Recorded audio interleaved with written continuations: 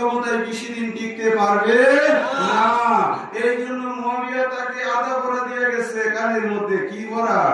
আদা পরা দিয়ে গেছে যে তুমি ক্ষমতা দখল করে সর্বপ্রথম এজিদের বায়াত তলব করবে। হযরতে আব্দুল্লাহ ইবনে উমর, যিনি হলেন হযরতে উমরের ছেলে, উনার বায়াত তলব করবে। আব্দুল্লাহ ইবনে জুবাইরের বায়াত তলব করবে। আরো বিজ্ঞ সাহাবীদেরকে তুমি সর্বপ্রথম মুরিদ করার চেষ্টা করবে। তুমি যদি তাদেরকে বায়াত না করতে পারো, মনে রাখবা তোমার ক্ষমতা টিকবে না। তারা মদিনার গভর্নরকে বলল যে আপনি প্রেসার ক্রিয়েট করেন মওলা হুসাইনকে বায়াত হওয়ার জন্য। আর অন্যান্য মুরব্বী সাহাবীদেরকে যখন প্রেসার দেওয়া হলো, সমস্ত সাহাবীরা মদিনা ছেড়ে মক্কায় চলে গেলেন।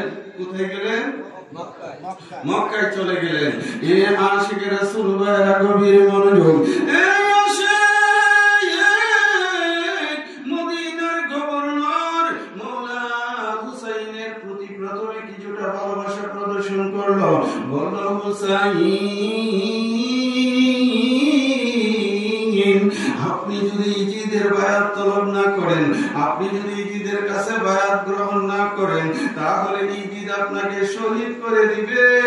আপনাকে ইজিদের বাহিনীর সাথে যুদ্ধ করতে হবে। মওলা হুসাইন বলল, আমি একা কেমন করে যুদ্ধ করব? তাছাড়া যুদ্ধ করাটা অন্যায় ভাবে, আমি তো যুদ্ধ করার জন্য ওইভাবে প্রস্তুত না।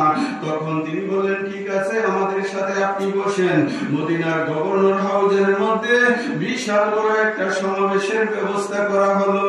সেখানে সব ইজিদপন্থীরা প্রথম সারিতে গিয়ে বসলো।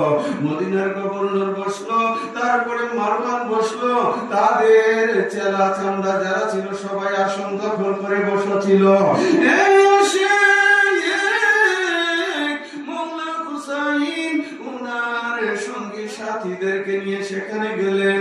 গভর্নর হাউজের বাইরে তাদেরকে রাখলেন। আর মওলা হুসাইন বলে গেলেন, আমি ভিতরে যাই, যদি তোমরা হট্টগোলের শব্দ শুনতে পাও তাহলে গেট ভেঙে তোমরা ভিতরে ঢুকবে।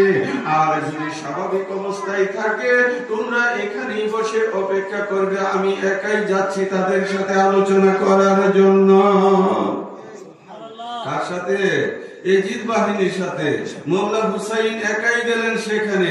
তিনি গেলেন সেখানে, যাওয়ার পরে মারওয়ান বারবার প্রেসার দিল ইজিদের বায়াত হওয়ার জন্য। মওলা হুসাইন বলল যে, এ ওয়ালিদ শুনো, আমি মওলা আলী কাররামাল্লাহু তাআলা ওয়াজহাহুল কারীম, উনার সন্তান রাসূল পাকের নওয়াসা, আমার মতো ব্যক্তি ইজিদের মতো